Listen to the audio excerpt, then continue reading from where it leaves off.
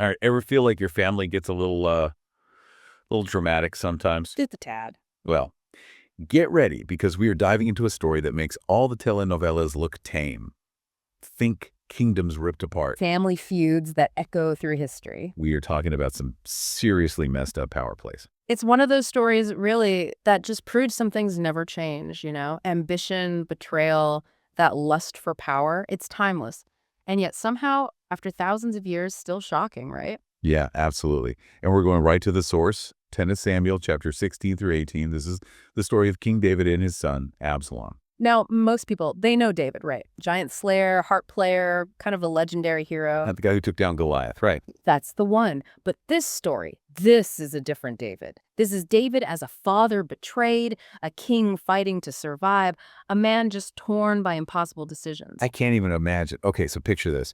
David is on the run, fleeing Jerusalem, his kingdom falling apart around him. And the one leading the charge, his own son. That's gotta hurt. And you have to understand, kingship back then, this was not just politics, it was everything. Divine right, lineage, God's covenant with his people. Whoa, okay.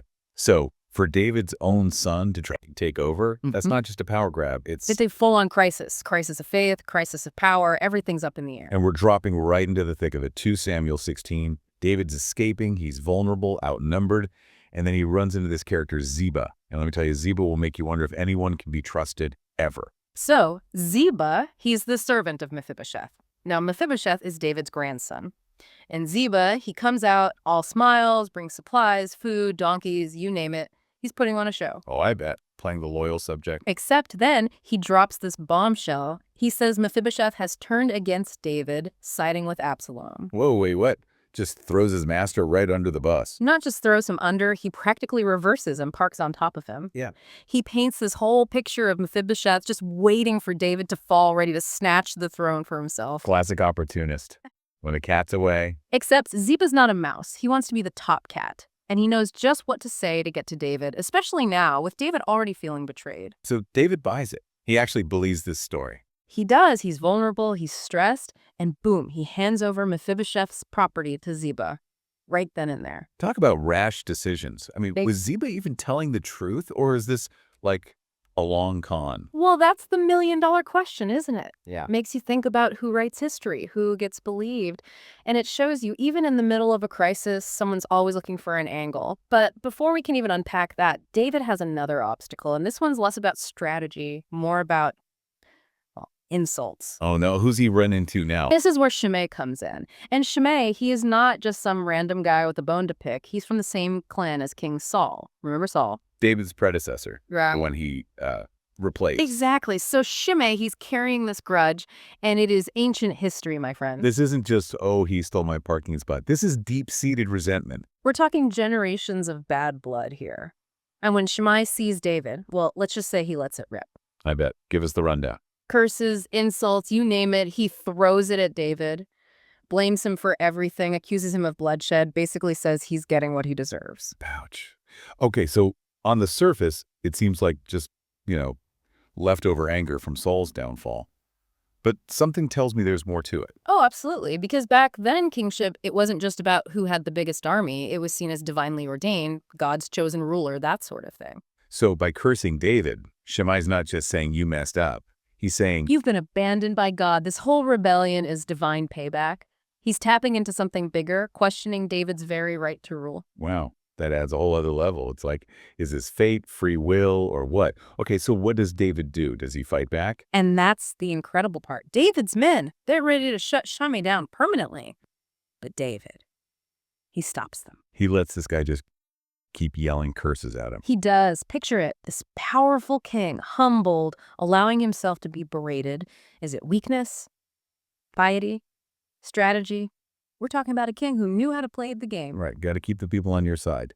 So much for public image.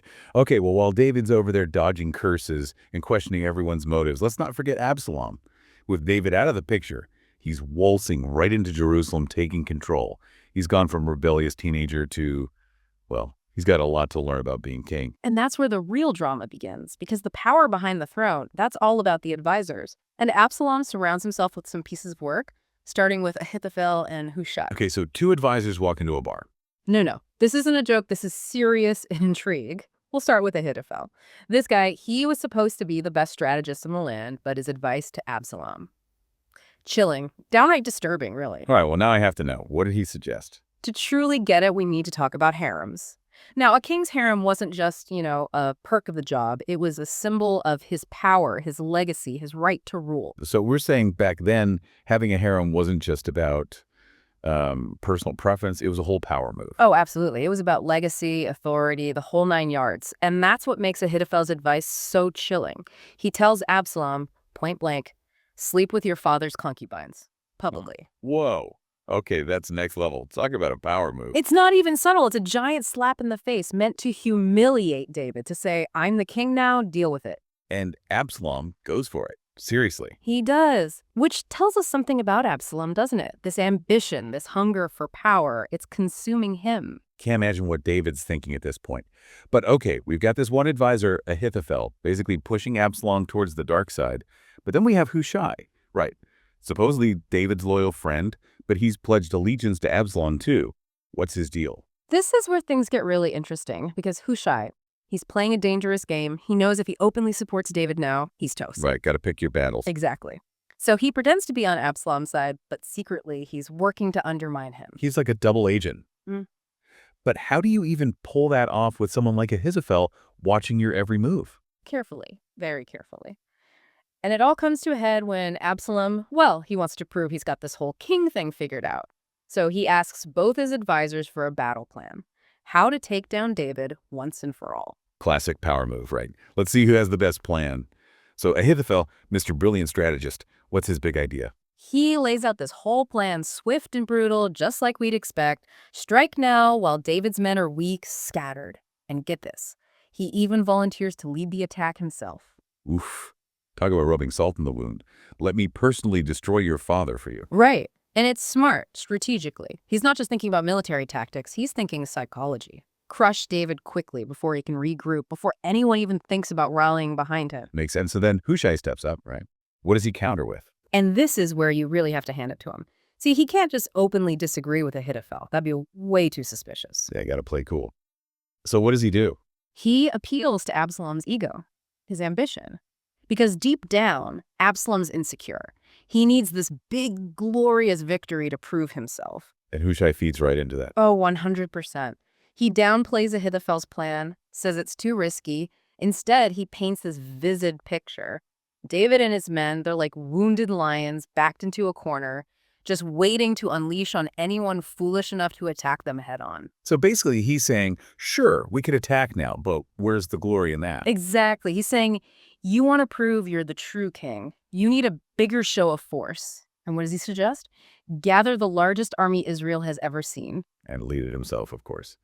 Subtlety was never Hushai's strong suit, I guess. Yeah. Well, no, but it works. Absalom eats it up. He's young, he's arrogant, and he desperately wants to believe he's destined for greatness. And Hushai just hands him the rope, so to speak. Amazing. And there's even that extra layer, the theological angle, because the text suggests that God himself influenced Absalom's decision. Wait, seriously? Like divine intervention? That's what it says.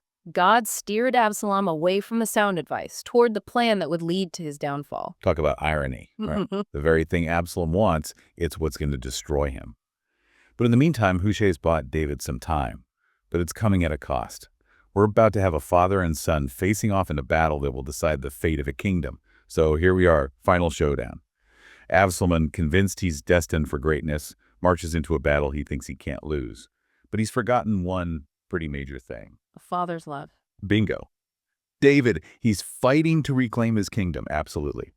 But this whole time, he's also wrestling with this impossible choice. This is his son. It's one thing to fight a rebel leader. It's another when it's your own flesh and blood leading the rebellion. No kidding. And David, he makes it so clear. He tells his commanders multiple times, don't hurt Absalom. For my sake, show him mercy. Can you imagine giving that order, knowing what's at stake, but still that fatherly love? It's right there on the surface. It breaks my heart just thinking about it. Okay, but then there's Joab, David's general. Not exactly known for being, shall we say, gentle. Let's just say Joab was all about results. Yeah, so the battle's raging, and Joab finds Absalom. He's vulnerable, hanging from this oak tree. What happens next? Joab makes a choice. He disobeys David's direct order. He kills Absalom. He does. 3 spears. Doesn't hesitate. Wow, okay, that's cold. Was he power hungry? Or did he actually think he was doing David a favor by ending this whole thing? It's one of those questions that has echoed through history, hasn't it? Was it ambition? Loyalty? But like a really twisted version. We can't get inside Joab's head. Nope. But we see the aftermath. The rebellion's over, but at what cost? The victory celebration, it turns into this massive wave of grief. The victory was turned to mourning. Powerful words. They really are, because it reminds us that these power struggles, these betrayals, they leave scars, real human consequences. It makes you think about Absalom, you know? He built this monument for himself, right? He did. Because he had no sons to carry on his name. Right, so it's like this big, hey, everyone, remember me kind of thing, except, well, he's not exactly remembered the way he probably wanted to be. It's ironic, isn't it? That monument, it becomes a reminder of everything he lost, everything he did wrong. He wanted to be remembered, but he's remembered as a cautionary tale. Wow. Talk about epic fail. Yeah. And then you have David, this flawed, heartbroken leader who loved his son, even when his son betrayed him. It makes you think, you know, about ambition, loyalty, and how sometimes even when you win, you lose. Well said. And I think that's what makes these stories so powerful. Thousands of years later, they still resonate. We see ourselves in these characters, these struggles. Absolutely. And on that note, we've covered a lot of ground. Family drama, political intrigue, divine intervention. We really dove deep today. But before we go, we want to leave you with something to ponder. Was David right to grieve so deeply for Absalom? Or was his grief about something more? Think about it. Until next time, keep diving. Welcome to Charlie and Mia's podcast. We're embarking on an exciting journey to read through the entire Bible in just 1 year. Every day, we dive into Scripture, exploring its meanings and how it applies to our lives today. We invite you to join us on this incredible adventure of learning and discovery. Don't forget to subscribe to our channel so you never miss an episode.